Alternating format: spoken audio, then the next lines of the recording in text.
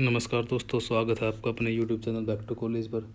और दोस्तों आज हम लेके आए हैं एंशियंट जो हिस्ट्री है वर्ल्ड की, उसके अंदर से क्वेश्चन हमारे पास एस्टेट में आएंगे या किसी भी कोई भी एग्ज़ाम जो हिस्ट्री से रिलेटेड है जिसमें वर्ल्ड आता है। एंशियंट और मेडिवल के इसके अंदर आपको क्वेश्चन देखने को मिलेंगे। तो आइए दोस्तों स्टार्ट करते हैं पहले क्वेश्चन से। भारत में जो पाषाण संस्कृति के जो प्रथम अवशेष कहाँ से मिले हैं? तो दोस्तों ये मिले हैं सोन नदी घाटी से। सेकंड देखिए, पूर्व पाषाण काल में मनुष्य का भोजन कैसा था? तो ये हमें पता है कि ये कच्चा मांस और कंदमूल खाते थे। थर्ड देखिए, पूर्व जो पाषाण काल में जो मनुष्य के औजार किससे बने थे? तो ये बने थे दोस्तों पत्थर से।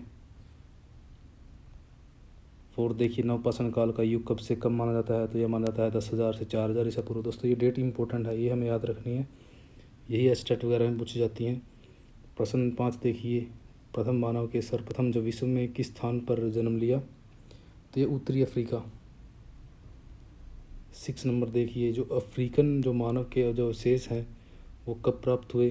तो इसकी जो डेट है 1924 है, ये हमें याद रखना है। 7 देखिए, पुरातत्वविदाओं को हीडल वर्ग मानव का जबड़ा जो वो कहाँ से प्राप्त हुआ? तो ये यूरोप से मिला है। ये हीडल वर्ग आपने याद रखना है, ये यूरोप से मिला है। 8 देखिए, प्राचीन निएंडरथल जो मानव है किस जाति के थे? तो ये होमो यानी कि ये पूर्ण मानव इसको बोलते हैं। दोस्तों हमारे चैनल को आप लाइक और सब्सक्राइब कीजिए। हम हिस्ट्री के जो अच्छे क्वेश्चन हम लेके आते हैं अपने चैनल पर। तो 9 देखिए, पूर्व जो मानव है यानी कि ये पूर्ण मानव लिखा गया है, का उदय कब हुआ? जो पूर्ण मानव का उदय हुआ था यह था 35,000 ईसा पूर्व में इसका उदय हुआ था। तो ये डेट हमें याद रखनी है दोस्तों, ये ही इम्पोर्टेंट है क्योंकि लास्ट एग्ज़ाम में ऐसे ही डेट आई हुई थी। प्रश्न नंबर 10 देखिए, पाषाणकालीन जो गुफाओं पर किस पशु के चित्र मिलते हैं? तो ये जंगली भैंसे के चित्र हमें मिलते हैं क्योंकि आदि मानव क्या था, ये जंगली भैंसे वगैरह के चित्र बनाता था। 11 देखिए, मनुष्य ने सर्वप्रथम किस पशु को पालना शुरू किया? तो हमें पता है कुत्ता था। 12 देखिए, जो मानव का प्रथम जो कुल्हाड़ा था वो किस आकृति का था? तो दोस्तों ये बादाम टाइप के इस आकृति के इसके औजार थे। नेक्स्ट देखिए, प्राचीन काल में जो मनुष्य का व्यवसाय था वह क्या था? शिकार और भोजन संग्रह करना क्या था, इसका व्यवसाय था। तो ये याद रखिए। और बट्टिकिस्म, ये इंपॉर्टेंट चीज़ है। बट्टिकिस्म क्या है? तो ये गोल पत्थरों को जो नदियों से निकलते हैं उनको बट्टिकिस्म कहा जाता है। जो घिस के जाते हैं दोस्तों वो रगड़ लग के नदी के अंदर, तो ये गोल हो जाते हैं पत्थर, इनको बट्टिकिस्म कहा जाता है। प्रश्न नंबर 15 देखिए, जो प्राचीन काल में जो शुरू का जो युग है आरंभ का, तो उसको ली एज यानी कि हिम युग बोला जाता है। याद रखना है, अपने इंपॉर्टेंट क्वेश्चन है, मैंने मार्क कर रखे हैं ये। प्रश्न नंबर 16 देखिए, मनुष्य उपकरण बनाते समय जो पत्थर की परत उतारता था उसे क्या कहा जाता है? इसको सल्क या फल्क, जो पत्थर टूटने के बाद जो कुछ टुकड़े से गिरते थे तो उनको सल्क या फल्क बोलते थे। 17 देखिए, मानव ने गंडासा या खंडक का प्रयोग किस काम के लिए किया? तो ये छीलने के लिए किया था। मनुष्य ने भोजन का संग्रह करना कब शुरू किया? तो ये मध्य पाषाण काल के अंदर भोजन का संग्रह हमें याद रखना है कि ये मध्य पाषाण काल में भोजन संग्रह करने लगा था मानव। तो दोस्तों हम जल्दी में एक क्वेश्चन कराएंगे क्योंकि काफ़ी ज़्यादा इसमें क्वेश्चन दिए हुए हैं जो आपके लिए बहुत अच्छे हैं। और नवपाषाण काल के क्वेश्चन स्टार्ट होते हैं यहाँ पे। पालिशनुमा जो हथियार हैं वो किस काल से संबंधित है? तो ये नवपाषाण काल में होते हैं दोस्तों। तो ये नेट में क्वेश्चन आया हुआ था कि जो पालिशनुमा हथियार हैं इसकी विशेषताएँ पूछी गई थी नवपाषाण काल की, तो इसमें पालिशनुमा हथियार ये इसकी विशेषता थी। सेकंड देखिए, नवपाषाण काल में जो सामाजिक संगठन की इकाई क्या थी? तो ये कबीला थी। नेक्स्ट देखिए, मनुष्य ने मिट्टी के बर्तनों को पकाना कब शुरू किया? तो ये नवपाषाण काल में शुरू किया था। हल का आविष्कार कब हुआ? हल का आविष्कार 3,000 ईसा पूर्व में हुआ था, ये हमें याद रखना इंपॉर्टेंट है ये। मनुष्य ने कृषि का आरंभ कब किया? नवपाषाण काल में ये स्टार्ट किया था कृषि का आरंभ दोस्तों। 6 नंबर देखिए, विश्व में लोहे का जो आरंभ है वो 1,000 ईसा पूर्व में हमें मिलता है लोहा। कांस्य युग 3,000 ईसा पूर्व इसको बोला जाता है। मनुष्य ने अग्नि का प्रयोग, तो ये नवपाषाण काल की विशेषताएं हैं दोस्तों। ये विशेषताएं में चीज़ें आ जाएंगी, हमें याद रखनी है क्योंकि नेट में ऐसा ही क्वेश्चन आया था जो बच्चों ने गलत किया। नवपाषाण काल में मनुष्य का मुख्य व्यवसाय क्या था? तो यह था कृषि और पशुपालन। 10 देखिए, जो मनुष्य जो भोजन उत्पादक कब बना? तो यह नवपाषाण काल में क्या करने लगा था? मनुष्य भोजन बनाने लगा था, यानी कि वो आग से भोजन पकाने लग गया था। तो पहिए का जो आविष्कार है वो किस काल में हुआ? तो ये नवपाषाण काल में हुआ दोस्तों। तो 12 देखिए, मनुष्य ने पहली बार ग्रामीण बस्तियाँ कब बसाई, तो ये नवपाषाण काल में बसाई थी ग्रामीण बस्तियाँ, यानी कि वो बस्तियाँ बनाकर रहने लग गया था। एक उसने समाज की स्थापना कर ली थी अपने। बुर्ज होम को क्या अर्थ होता है, ये जन्म स्थान को बोलते हैं बुर्ज होम। यहाँ से क्या है, बुर्ज होम ये कश्मीर में जगह है, यहाँ पे क्या है, गर्तावास मिले, यानी गड्ढे के जो घर मिले हैं।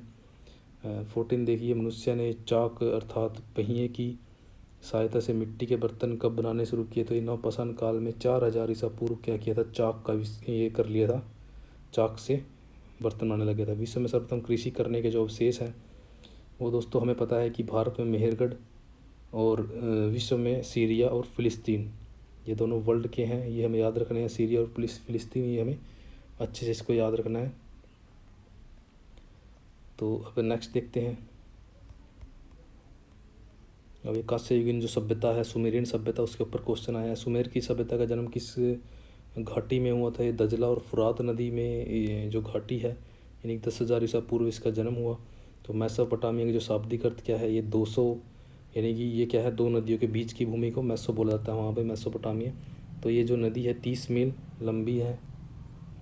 मेसोपोटामिया का जो आधुनिक नाम है वह क्या है, इसका नाम है इराक है दोस्तों। प्राचीन सुमेर के उत्तर पूर्व में कौन से नगर स्थापित थे, तो ये जो नगर स्थापित थे ये थे अक्कद और बेबीलोन।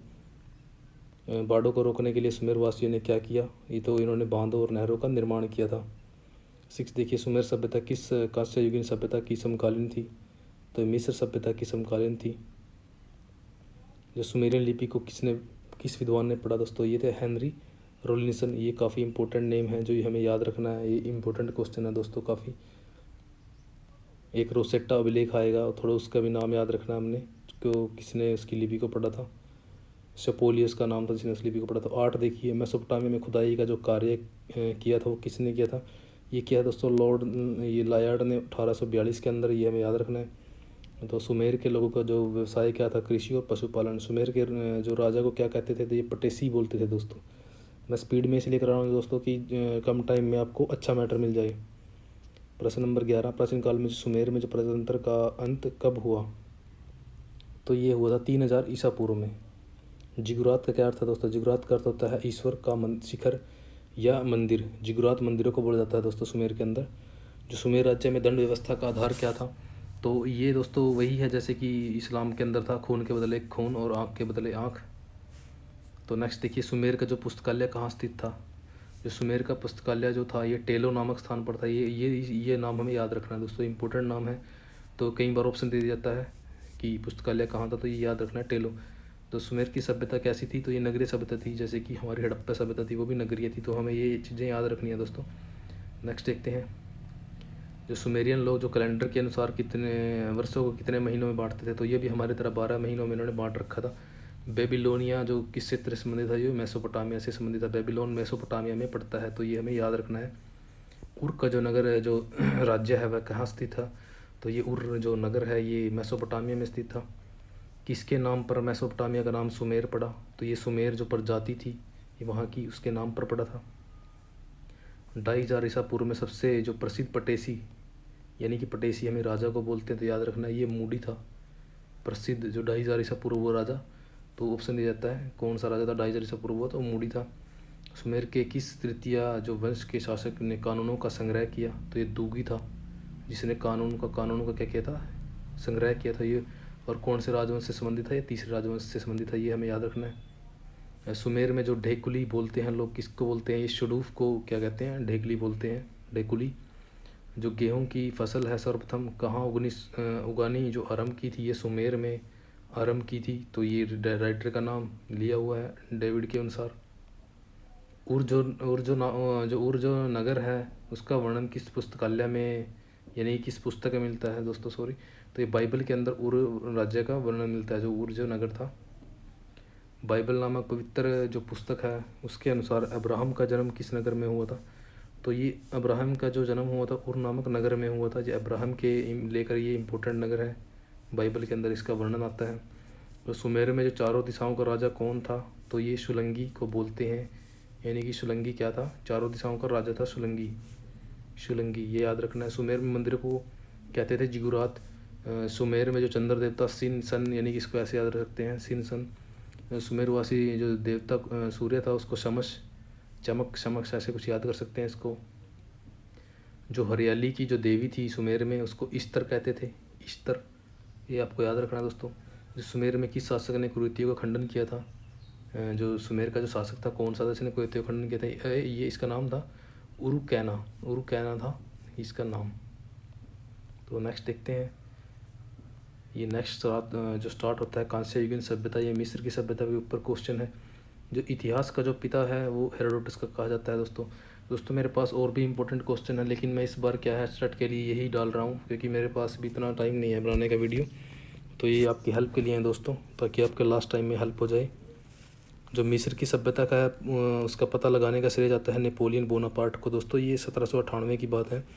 नेपोलियन ने मिस्र पर आक्रमण के समय कौन सा जो अभिलेख प्राप्त किया था, ये रोसेट्टा अभिलेख था जिसकी मैंने पहले बात की है।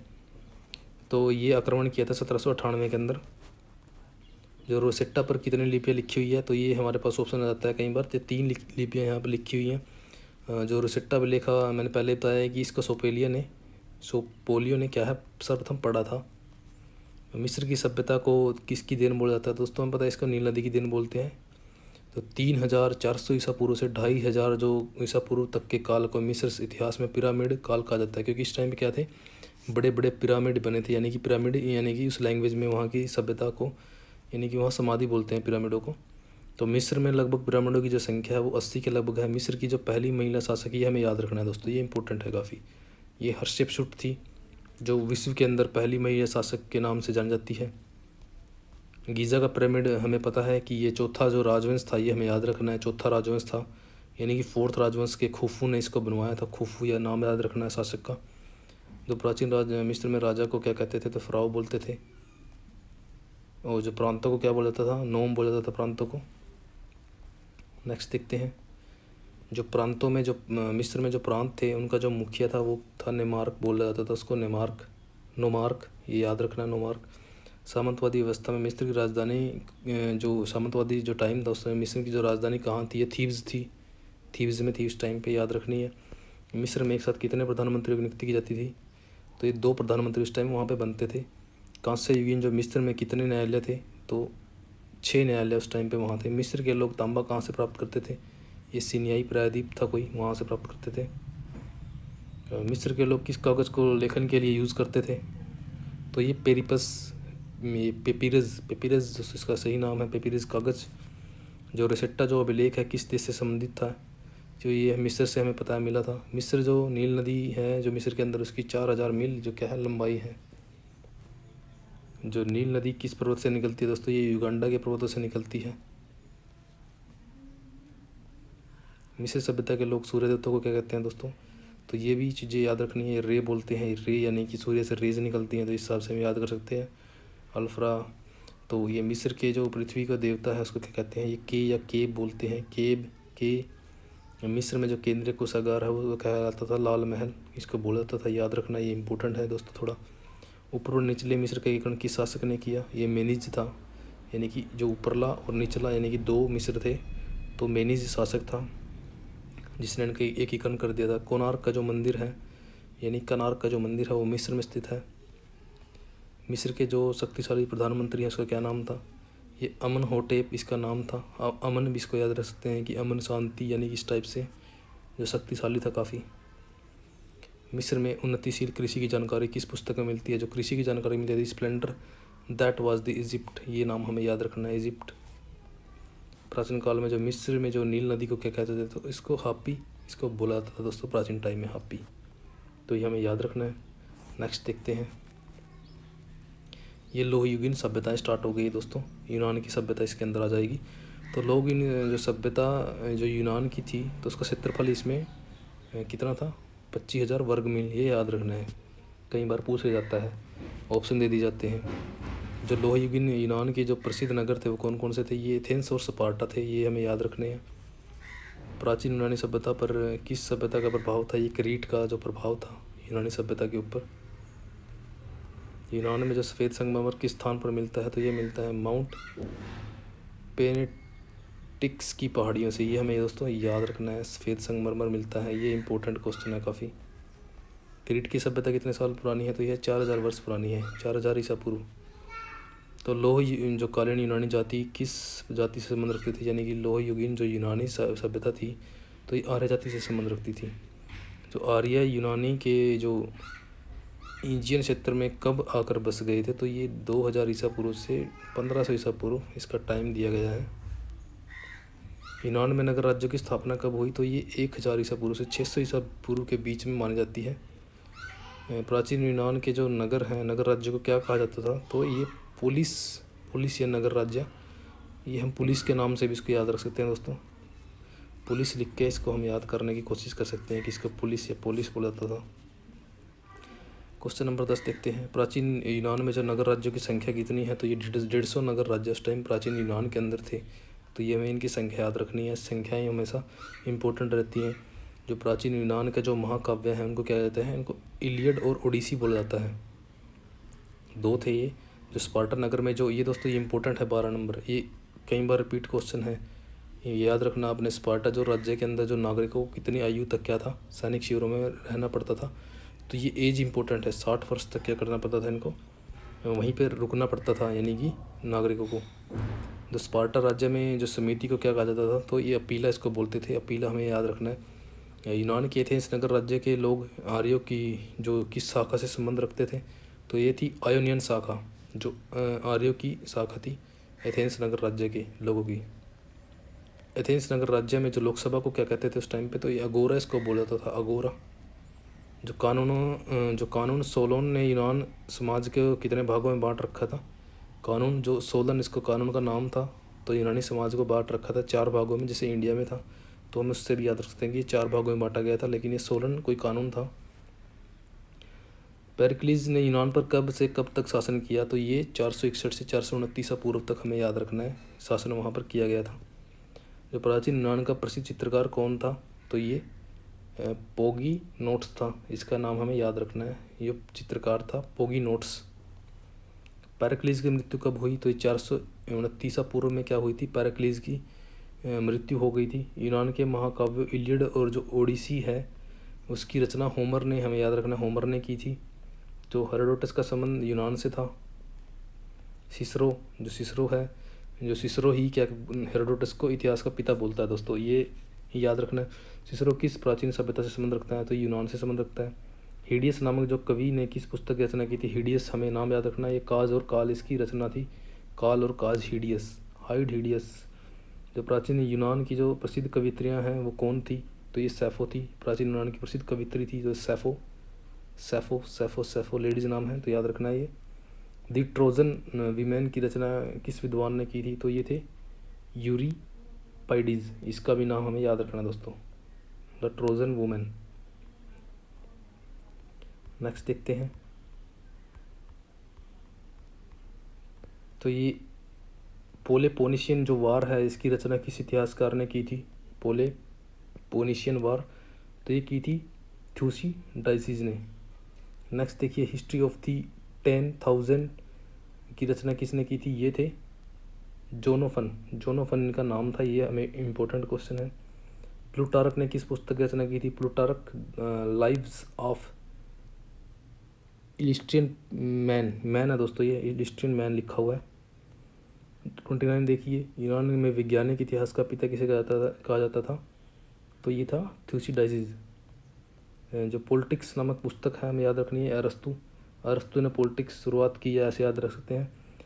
31 देखिए, प्राचीन यूनान का महान चिकित्सक हिप्पोक्रेटस को बोला जाता है, चिकित्सक महान। पृथ्वी के आकार का किसने पता लगाया, तो ये एरिस्टोस्थनीज था, एरिस्टोस्थनीज, इसको आपने याद रखना है।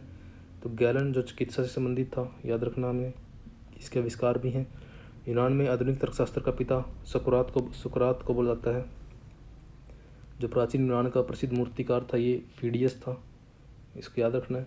और इसने ही क्या किया था, एथना देवी की जो 42 फीट की ऊंची मूर्ति का निर्माण किया था फीडियस ने, तो ये हमें याद रखना दोस्तों।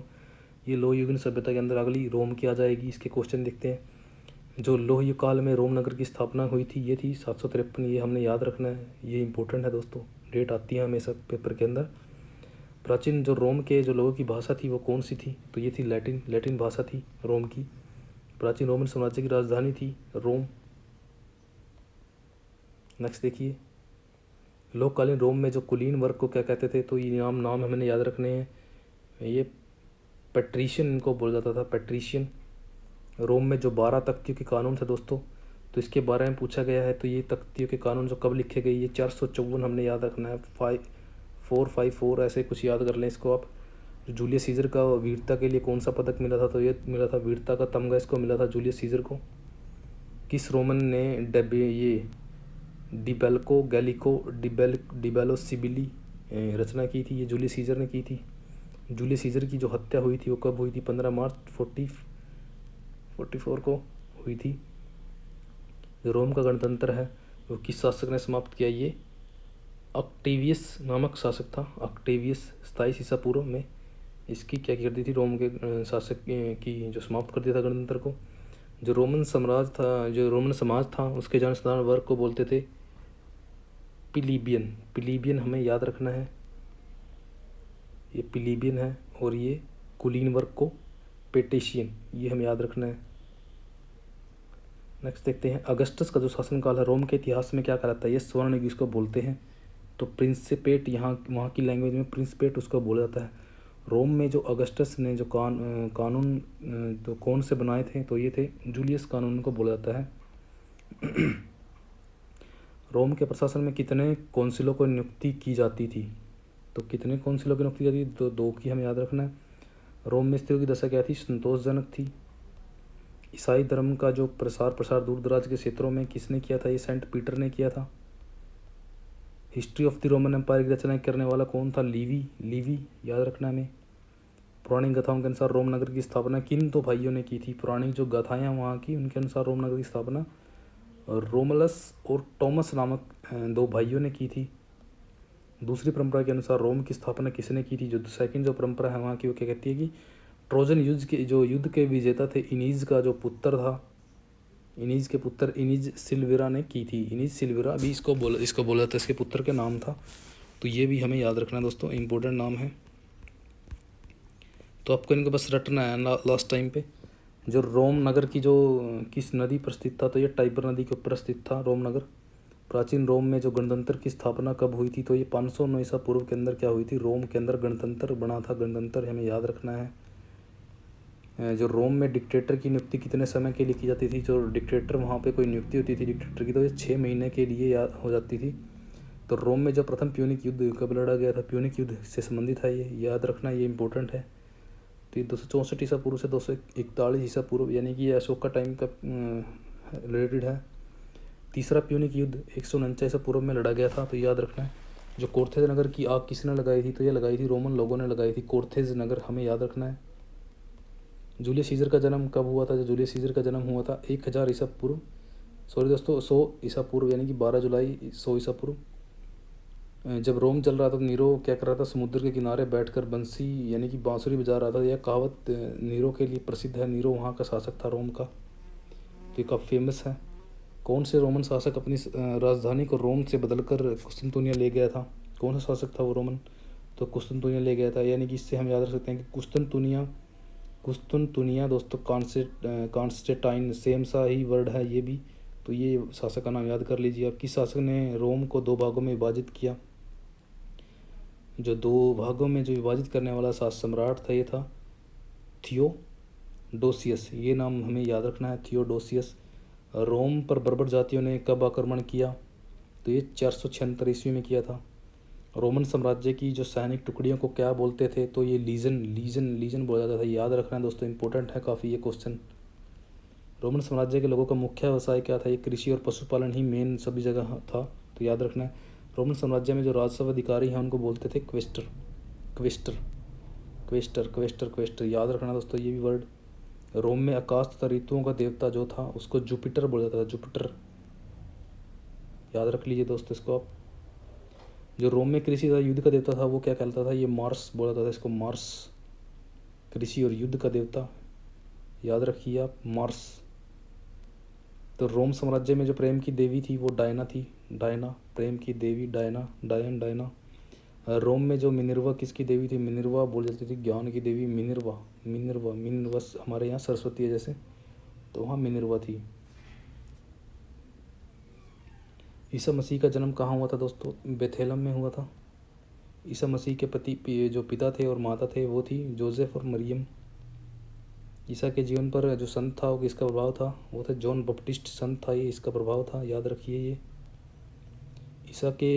ईसा को किस गवर्नर ने कैद करने का आदेश दिया था? ये जूडा का गवर्नर था।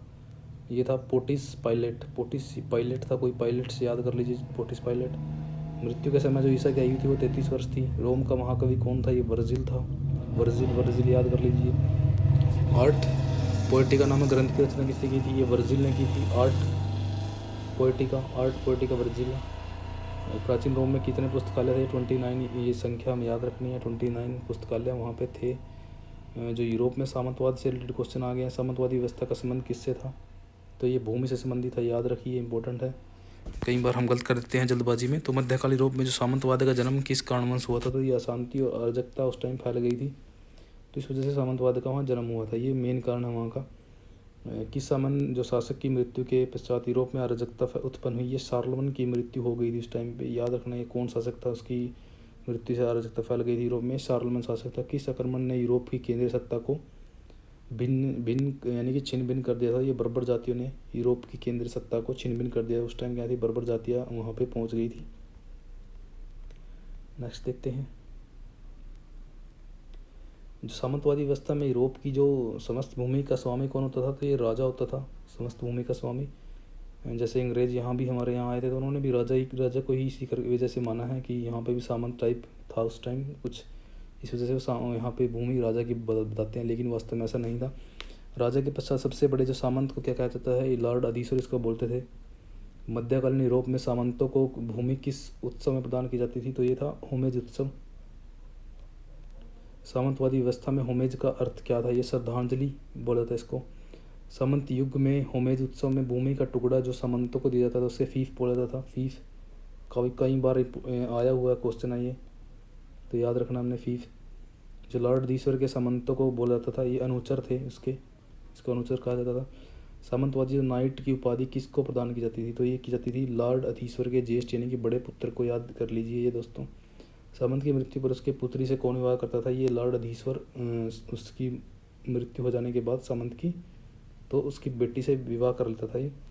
सामंतवादी युग में लोगों का मुख्य व्यवसाय क्या था? ये कृषि और पशुपालन था। सामंतवादी युग में लड़कियों को जो शिक्षा दी जाती थी दोस्तों, ये अपने पति को भी खुश करने की शिक्षा, गृह कार्य अच्छे से, यानी कि ये क्या करती थी सारा दिन, यानी कि सुंदर सौंफ वगैरह चबाती रहती थी ताकि इनकी मुख से खुशबू आती रहे, और इनके हाव भाव भी अपने पति को खुश करने के लिए ही थे। जो सूरतों का जो अर्थ है वो क्या था? अश्वरोही। सामंतवादी व्यवस्था में मनुष्य के जो प्रबंधक को क्या कहा जाता था? यानी मनुष्य का जो प्रबंध करता था उसको बोलते थे बैरन। सामंतवादी व्यवस्था मनुष्य के प्रबंधक को बैरन यानी कि बैरी यहाँ जैसे बोला जाता है, बैरन बैरी यानी कि मनुष्य का जो बैरी यानी कि मनुष्य को पकड़ता था, कुछ इस टाइप से आप याद कर लीजिए। 717 देखिए, 1285 में राजा ने किसके बल पर पुनः शक्तियाँ धारण की थी? तो ये जूरियों और राष्ट्रीय सेना के बल पर राजा ने पुनः शक्तियाँ हासिल कर ली थी 1250 ईस्वी, याद रखिए ये। सामंतवादी समाज में कौन सी दो प्रथाएं प्रचलित थी? तो ये थी प्रिकेरियम और पेट्रोसिनियम, दोनों भूमि से संबंधित थी, प्रिकेरियम और पेट्रीसिनियम। नेक्स्ट देखिए, जो सामंतवादी युग में जो प्रिकेरियम प्रथा का संबंध था वो भूमि से था। प्रिकेरियम प्रथा याद रखिए, इम्पोर्टेंट है। मध्यकाल में जो सामंत कहाँ निवास करते थे? तो ये गढ़ों या दुर्ग में। दोस्तों ये थोड़ा ब्लर हो गई है पीडीएफ। सामंतों के अधीन जो कृषक तथा दासों की स्थिति कैसी थी? तो ये दयनीय थी। मेरी आवाज़ सुनिए आप, बस आपके क्वेश्चन अच्छे से हो जाएंगे। मध्यकाल में दासों को कहा जाता था, इनको सर्फ या विलेन बोला जाता था, विलेन या सर्फ। सामंतवादी व्यवस्था का मुख्य परिणाम क्या निकला? तो यह निकला राजा की शक्ति का पतन हो गया। मध्यकाल में जो यूरोप में जो गांव की जो कृषि योग्य भूमि को क्या कहा जाता था? इसको मैनार बोलते थे उस टाइम पे, याद रखिए आप। मैनार में ही गढ़ होते थे, यहाँ पे लॉर्ड अधीश्वर वगैरह वो रहते थे, खेती वगैरह वहीं होती थी इनकी। मध्ययुगीन जो दार्शनिक टॉमस एक्विनास ने किस पुस्तक की रचना की? टॉमस एक्विनास ने की थी सुमायोलॉजिया। रोला की कहानी किस काल की है? तो ये सामंतवादी काल की कहानी है। रोला कोई करेक्टर था उस टाइम में। मध्यकाल में जो किन किन देशों के बीच जो सोवर से युद्ध चला है हमें पता है, इंग्लैंड और फ्रांस के बीच चले थे सोवर से युद्ध। सामंतवादी व्यवस्था के पतन में मुख्य जो भूमिका है ये किसने निभाई थी? जो मुद्रा का प्रचलन हो गया दोस्तों और बारूद के आविष्कार ने क्या कर दिया था? सामंतवादी व्यवस्था का पतन कर दिया था दोस्तों। छोटे छोटे सामंतों के ऊपर जीत पा ली गई थी तो वो खत्म हो गए थे। फीफ के बदले सामंत कितने दिनों तक क्या करता है? अधीश्वर के ओर से युद्ध में लड़ता रहता था। तो 40 दिन इसका फिक्स टाइम था कि 40 दिन तक लड़ना ही लड़ना है। तो ये इंपॉर्टेंट है दोस्तों। जर्मनी के अंदर जो पहला छापा खाना खोला गया था ये गुटनबर्ग के अंदर 1465 ईस्वी में खोला गया था। ये याद रखिए आप, काफ़ी इंपॉर्टेंट है हर एग्जाम के लिए। गुटनबर्ग में जो छापे खाने में जो प्रथम मुद्रण प्रणाली से प्रकाशित वस्तु जो पुस्तक थी दोस्तों वो कौन सी? ये गुटनबर्ग की बाइबल का ही अनुवाद किया गया था। जो मध्यकाल में ईश्वर की जो शांति नामक जो आदेश किसने निकाला था? ये चर्च ने निकाले थे। तो फ्रांस में किसानों ने कब विद्रोह किया? 1358 में किया। ये डेट इंपॉर्टेंट है दोस्तों, 1358। बस इसको आप रट लीजिए, ये आने वाले एग्ज़ाम में आपको कहीं भी देखने को मिल जाएंगे। ज़रूरी नहीं है कि एचटेट में मिले या कहीं भी, ये किसी न किसी एग्ज़ाम में आपको देखने को मिलेंगे। जो कैंसर दुर्ग का जो किस प्रणाली में प्रयोग हुआ? कैंसर जो दुर्ग थे उसका किस प्रणाली में प्रयोग हुआ? ये सामंत प्रणाली में यूज़ हुआ इसका। जो मध्यकालीन यूरोप में जो पूना शक्ति की स्थापना के लिए किस राज्य की स्थापना की गई? यानी कि यूरोप के अंदर पूना जो शांति की स्थापना के लिए किस राज्य की स्थापना की गई थी? पवित्र रोमन साम्राज्य की स्थापना की गई थी। क्या पवित्र रोमन साम्राज्य जो यूरोप में शांति स्थापना करने में सफल रहा? नहीं दोस्तों, ये सफल नहीं रहा। ये पूछा जाता है तो आप याद रखिए। मध्यकाल में जो यूरोप में ईसाई प्रदेशों की जो किस धार्मिक शक्ति का सामना करना पड़ा? जो मध्यकालीन यूरोप में जो ईसाई थे उनको जो सामना करना पड़ा था इस्लाम से करना पड़ा था। जो जेरूसलम जो मेन वहाँ पे जगह थी, आज भी क्या है? इस्लाम और जो दूसरी जो जाति है ईसाई या कौन सी जाति है वो, मेरे उसका नाम याद नहीं दोस्तों, तो उनके बीच आज भी झगड़ा है। जो इसके अब आ गए हैं ये यूरोप में जो चर्च के ऊपर, चर्च की भूमिका क्या थी तो उसके ऊपर क्वेश्चन आ गया। जो मठवाद का शाब्दिक अर्थ क्या था? मठवाद एकांतवास को बोलते हैं, एकांतवासी। जो मठिया व्यवस्था में कितने प्रकार के वैरागी होते थे? 2 प्रकार के, याद रखिए आप, होते थे वैरागी। किस रोमन सम्राट ने ईसाई धर्म को क्या किया था? राज धर्म घोषित किया था? ये कॉन्स्टेंटाइन था। इसने यही जो कॉन्स्टेंटाइन ही कुस्तुनतुनिया को राजधानी बना लिया था। ईसाई धर्म में कौन कौन से संप्रदाय थे? तो ये थे लैटिन और रोमन। मठवासियों का आचार विचार के जो संबंधित जो नियम थे उनका जो निर्माण मिस्र के किस संत ने किया था? मिस्र का संत पूछा गया है तो ये पैकोमियस नाम है दोस्तों, याद रखिए पैकोमियस। मठों को किसने संगठित किया था? ये बेनेडिक्ट ने किया था। बेनेडिक्ट ने किस मठ की स्थापना की थी? तो इसका नाम याद रखिए आप, मोंट कोसिनो। बेनेडिक्टाइन जो संप्रदाय में जो कितने भिक्षुओं ने पोप के पद ग्रहण किए? तो ये 24 पोप थे, इन्होंने भिक्षुओं के पद ग्रहण किए थे। नेक्स्ट देखिए, बेनेडिक्टाइन संप्रदाय किस नाम से जाना जाता था? तो ये पश्चिमी संघ के नाम से जाना जाता था, पश्चिमी संघ बेनेडिक्ट संप्रदाय को। बेनेडिक्ट के समान दूसरा संत कौन था? तो ये था कैसिडोरस।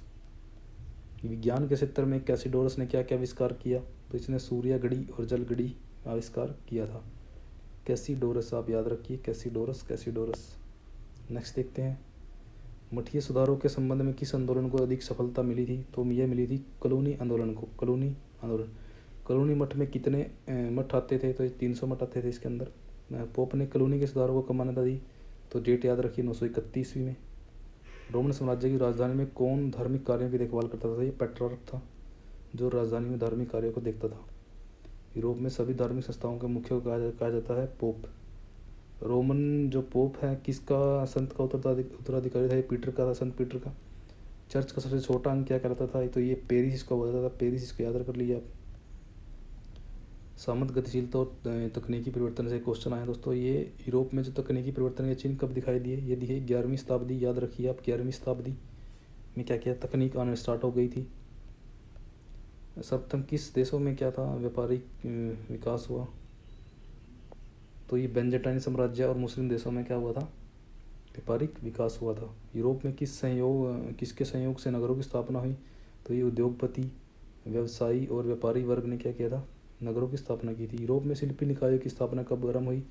तो 11वीं ही मेन है। तकनीक भी तभी आई और शिल्पी निकायों की स्थापना भी तभी हुई। 11वीं शताब्दी आप रट लीजिए, अच्छे से आपको याद हो जाएगा। यूरोप में सबसे बड़ा उद्योग कौन सा था? तो ये हमें याद है, वस्त्र उद्योग था। जो कैरोलिंगियन साम्राज्य में जो प्रचलित चांदी का सिक्का था उसको क्या बोलते थे? कैरोलिंगियन साम्राज्य का चांदी सिक्का डेनियर इसको बोलता था, डेनियर याद रखिए आप। बेंजामिन जो साम्राज्य में किस धातु के सिक्के प्रचलित थे? तो ये स्वर्ण धातु के प्रचलित थे, याद रखिए। नेक्स्ट देखते हैं, मध्यकालीन पश्चिमी जो यूरोप में सामंतों तथा पादरियों द्वारा आटे की चक्की स्थापित की गई थी, तो ये की गई थी 1300 ईसा से पूर्व। यूरोपीय समाज में मध्य श्रेणी के बिचौलियों का उत्थान कब हुआ? मध्य श्रेणी या बिचौलिए जब आए तो ये था मध्यकाल का टाइम था उस टाइम। यूरोपीय शक्तिशाली शहरों को कहा जाता था कम्यून, शक्तिशाली शहर कम्यून। सामंतवादी व्यवस्था में दासों को भाग जाने पर कितने दिनों के बाद स्वतंत्र मान लिया जाता था? तो ये 90 दिन का पीरियड था कुछ इनका। अगर पकड़े जाते थे 90 दिन से पहले तो वो दास बने रहते थे, लेकिन 90 दिनों के बाद पकड़े जाते थे तो वो स्वतंत्र माने जाते थे। इस्लाम के जो संस्थापक कौन थे? पैगंबर मोहम्मद साहब थे। इस्लाम का उदय हुआ अरब में, याद रखिए। मोहम्मद साहब के जो इस्लाम की राजधानी मदीना मानी जाती है। इस्लाम से पूर्व अरब में जो काल था उसका नाम क्या था? जाहिलिया या अज्ञानता का युग। अरब में जो खानाबदोश लोगों को कहा जाता था बद्दू, याद रखिए बद्दू। बद्दू का जीवन था खानाबदोश और ग्रामीण। बद्दू निवास करते थे तंबुओं में, याद रखिए तंबुओं में रहते थे ये। जो अरब में खच्चरों का प्रयोग हुआ था वो मोहम्मद साहब के बाद हुआ था। अरब में जो बद्दुओं के सुख दुख का साथी कौन था? ऊँट। तो कौन सा पशु रेगिस्तान का जहाज? ये ऊँट। अरब वासी वहीं फलते फूलते हैं जहाँ ऊँट होता है, तो ये किसकी कोटेशन है, किसने कहा है? तो ये कहा है खलीफा उमर ने। 12 देखिए, बद्दुओं का मुख्य भोजन क्या था? तो ये क्या था? ऊँटनी का दूध, ये मेन था इनका, और खजूर ये खाते थे। तो डेरा को क्या कहते जाते हैं? तो हे बोलते हैं डेरा को, हे। ब्लर हो गई है तो दोस्तों आप PDF याद रखिए। एक डेरे में कितने जातियों के निवास करते थे लोग? तो ये एक ही जाति होती थी डेरे के अंदर, डेरे को हे बोलते थे, आप ये भी याद रखिए। कबीला के जो मुखिया होता था उसको शेख बोला जाता था, आप याद रखिए ये भी। जो पैगंबर से पूर्व जो अरब में स्त्रियों की स्थिति कैसी थी? दयनीय थी। ये हमें पता है, पर्दा प्रथा वगैरह यहाँ काफ़ी आज भी सेम है यहाँ पे। अरबों में जो पहली बार कॉफ़ी का पौधा उगाया गया दोस्तों, ये 14वीं शताब्दी, आपने याद रखना है। इसको इनकी शराब बोला जाता है। जो अरबों में पेड़ों की रानी खजूर को बोलते हैं, ये पेड़ों की रानी, क्योंकि इनके पास खाने के लिए खजूर ही थे और तो इन पे था ही नहीं, कुछ फसल होती नहीं वहाँ। अरब में जो इस्लाम की जो शराब बोलते हैं तो कॉफ़ी को जो कॉफ़ी है उसको बोलते हैं। इस्लाम में जो पहले अरब के लोग किन देवों की पूजा करते थे? तो ये बहुदेव, यानी कि बहुत ज़्यादा वहाँ पे देवों के पूजा जाते, काफ़ी ज़्यादा थे वहाँ पे उस टाइम पे देव। जब इस्लाम आया तो इसने क्या किया? सारा कुछ तलवार के बल पर ख़त्म कर दिया वहाँ पे। तो इस्लाम देखिए 11 नंबर पे। 6ठी शताब्दी में जब अरब के लोग किस प्रकार का जीवन व्यतीत करते थे? तो ये करते थे खाना बदोशी का। जो इस्लाम के उदय से पूर्व अरब का जो काल था वो अज्ञानता और बर्बरता का युग था। तो अरब के अज्ञान और बर्बरता काल को इतिहासकारों ने जाहिलिया काल का नाम दिया है, ये आप याद रखिए। इस्लाम के आगमन से पूर्व जो अरब के समाज 2 भागों में बटा था, बद्दू और शहरी, दोनों नाम थे।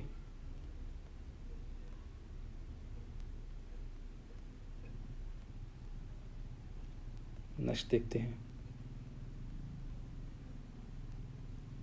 अरबों के कबीलों में कौन सा नियम प्रचलित था? तो हमें पता है खून के बदले खून, आँख के बदले आँख। शेख मुखिया, डेरा है। अरब की जो स्थिति थी चिंताजनक थी। ऊँट था, रेगिस्तान का जहाज, यानी कि पैगंबर मोहम्मद साहब का जन्म आप याद रखिए 570 में मक्का में हुआ था। मोहम्मद साहब मक्का के किस कबीले से संबंध रखते थे? ये कुरैश कबीले से संबंध रखते थे। मोहम्मद साहब का जो जन्म है कुरैश कबीला के किस परिवार में हुआ था? ये बानू हाशिम इनके पिता का नाम था, याद रखिए आप। जो इनके परवरिश की थी उनके चाचा अबू तालिब ने की थी। तो इनको ज्ञान कहाँ प्राप्त हुआ था? ये हुआ था हीरा की गुफा में। जो इनकी पहली पत्नी थी वो थी खदीजा, इसका नाम याद रखिए आप, खदीजा। जो जिस रात क्या था मोहम्मद साहब को आकाशवाणी सुनाई दी थी, तो उस रात को इस्लाम में क्या कहते हैं? स्वशक्ति की रात बोलते हैं। मोहम्मद साहब किसका विरोध करते थे? मूर्ति पूजा करते थे। उमैया और खलीफा जो अब्बासी खलीफा थे उनके ऊपर आ गया है क्वेश्चन। मुआविया कब क्या बनता है? उमैयद वंश की गद्दी पर बैठता है, 661 ईस्वी में बैठता है गद्दी के ऊपर। खलीफाओं को मारकर जो खलीफा था इसके पहले अली को मार देता है ये। तो उमैयद खलीफाओं ने कब से कब तक शासन किया? ये 661 750 पहले क्या आया वो था। खलीफाओं का निर्वाचन कहाँ होता था? तो ये मदीना की मस्जिद के अंदर होता था। सूरा क्या थी दोस्तों? सूरा क्या थी? चुनी हुई प्रतिनिधि समिति थी एक। मकसूरा क्या होता था? मकसूरा मस्जिद में नमाज पढ़ने को सुरक्षित स्थान होता था, मकसूरा उसको बोलते थे। एक मिंबर होता था, मिंबर जहाँ खड़े होकर कोई बोलने वाला यानी कि प्रवचन करता था इनके अंदर जो भी, उसको मिंबर बोलते थे। दीवान ए जुंड क्या थी? दीवान ए जुंड इसमें पूछा गया तो ये सैनिक परिषद थी एक। दीवान ए जुंड, जुंड सैनिकों का झुंड, कुछ ऐसे याद करिए आप। डाक परिषद को क्या करते थे? तो दीवानुल बरीद डाक परिषद को बोलते थे। उम्मीदों के साथ जो जिला के मुखिया को क्या कहते थे? ये अमील बोलते थे उस टाइम उसको। उम्मीदा प्रशासन का मुखिया कौन था? ये खलीफा था प्रशासन का मेन। साहिब अल खिराज नामक अधिकारी को क्या कहते थे? ये राजस्व एकत्रित करने वाले अधिकारी थे। अराधा क्या था? ये गोला फेंकने का एक यंत्र था, अराधा। अराधा। फ़कीह क्या था? फ़कीह क्या था? एक आध्यात्मिक वर्ग था, यह आध्यात्मिक वर्ग। अब्बासिद राजवंश की स्थापना किसने और कब की थी? दोस्तों ये लास्ट एग्जाम में क्वेश्चन आया हुआ है, इंपॉर्टेंट है। अबू अल अब्बास ने की थी 750 ईस्वी में। शरीयत किसे बोलते हैं? तो इस्लामी दैवीय कानूनों को शरीयत कहते हैं। ये भारतवासियों के लिए वजीर कितने प्रकार के होते हैं? तो ये 2 प्रकार के होते हैं। जो सदकात कर था इसको क्या कहते हैं? स्वेच्छा से दी गई भीख बोलते हैं इसको, या दान बोलते हैं। सैनिक टुकड़ी के सेनापति को क्या कहा जाता था? तो साहिब अल सुरता, ये याद रखिए आप दोस्तों, इंपॉर्टेंट है। साहिब अल सुरता सैनिक टुकड़ी के सेनापति को बोलते थे। तो नेक्स्ट देखते हैं।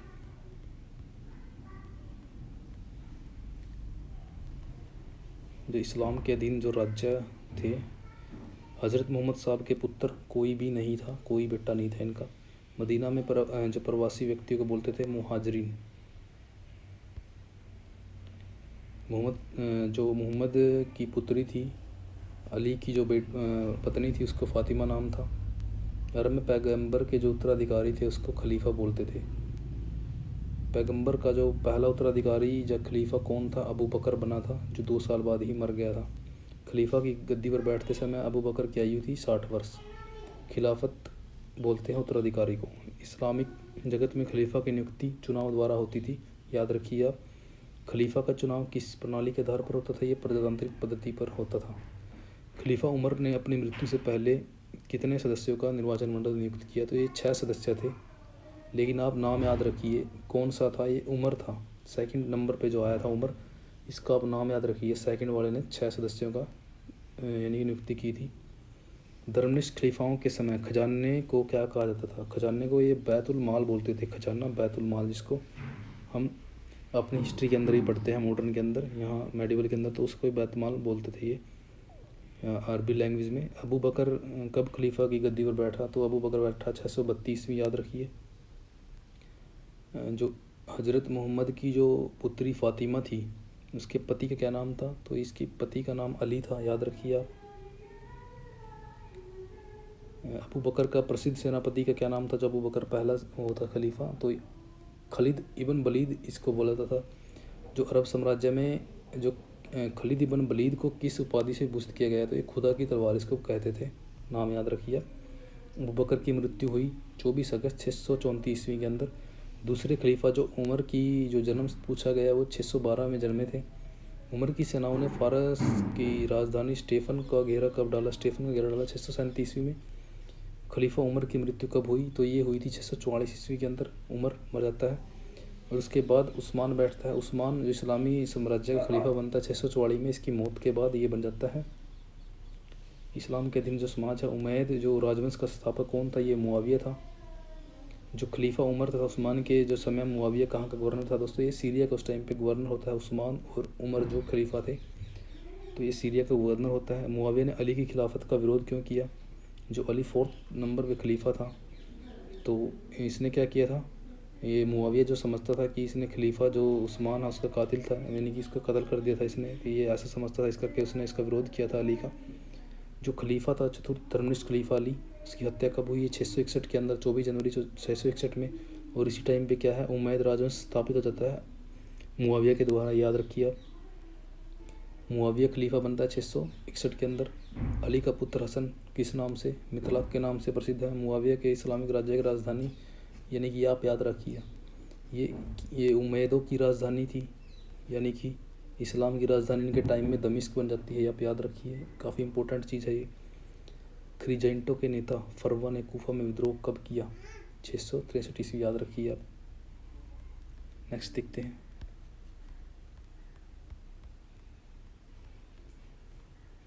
अफ्रीका में मुआविया के किस सेनापति की मृत्यु हुई? तो ये अकबा इसका नाम था।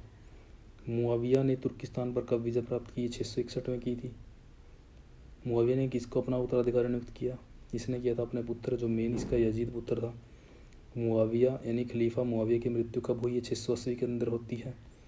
मुआविया ने अपने व्यक्तिगत सेवा के लिए किन्हें लगाया था? तो हिजड़ों को लगाया था। खलीफा मुआविया के साम्राज्य में प्रांतों की संख्या थी 5, याद रखिए आप। 5 प्रांतों के मुखिया को गवर्नर बोलते थे। अरब साम्राज्य में जिला अमील बोलते थे जिले को। दमिश्क के किन लोगों को शाही सेना में भर्ती किया जाता था? सीरियाइयों को। सीरियाई उस टाइम दमिश्क सीरिया के अंदर ही है। तो खलीफा मुआविया के समय जो राजस्व अधिकारी था उसको क्या बोला जाता था? तो ये साहिब अल खिराज उसको बोलता था खलीफा मुआविया के टाइम पे। अरब साम्राज्य में पुलिस विभाग को बोला जाता था उस सुरता।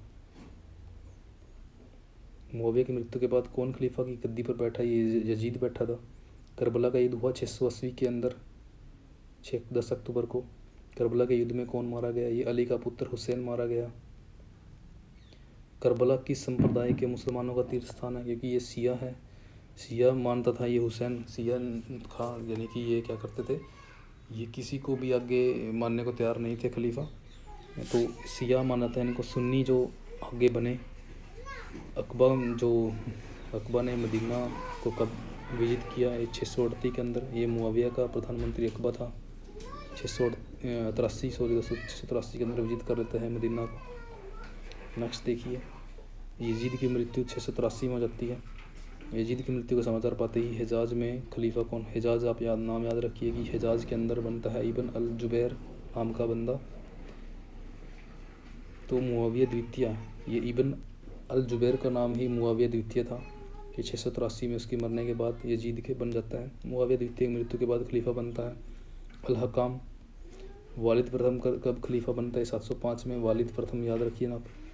खालिद खलीफा जो था ये वालिद, इसके सेनापति ने भारत के सिंध प्रदेश पर आक्रमण किया था। ये इब्न अल कासिम था।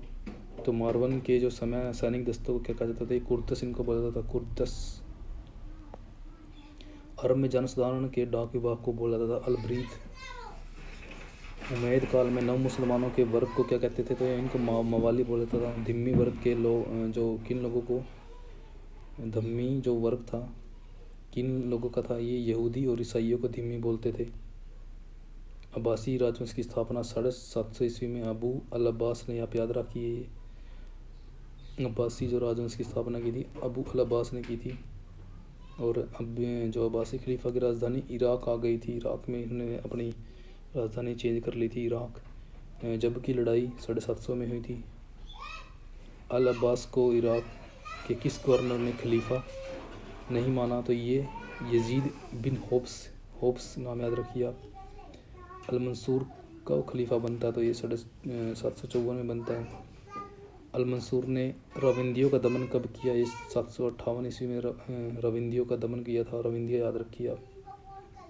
नेक्स्ट देखते हैं, अब्बासी खलीफा अल मंसूर के समय जो स्पेन पर किसका अधिकार था? अब्द अल रहमान का। अरब में मदीनात अल सलाम नामक नगर की स्थापना अल मंसूर ने की थी। अब्बासी जो साम्राज्य का वास्तविक संस्थापक था अल मंसूर था। खलीफा अल मेहंदी की मृत्यु कब हुई? ये 785 के अंदर हुई थी। अल मेहंदी नाम याद रखिए आप। किस मुस्लिम विद्वान ने हिंदुस्तानी ग्रंथ कालिया दमन का अरबी में अनुवाद किया था?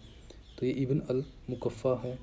दोस्तों, हम यहाँ अपने चैनल के ऊपर हिस्ट्री नेट के क्वेश्चन में डालते हैं, यानी कि हम अगले जो महीने से क्या है नेट की तैयारी करवाएंगे। यहाँ पर मैं 2 टाइम नेट हूँ दोस्तों, JRF चूक गया इस बार मेरा, नेक्स्ट टाइम करेंगे मिल के तैयारी।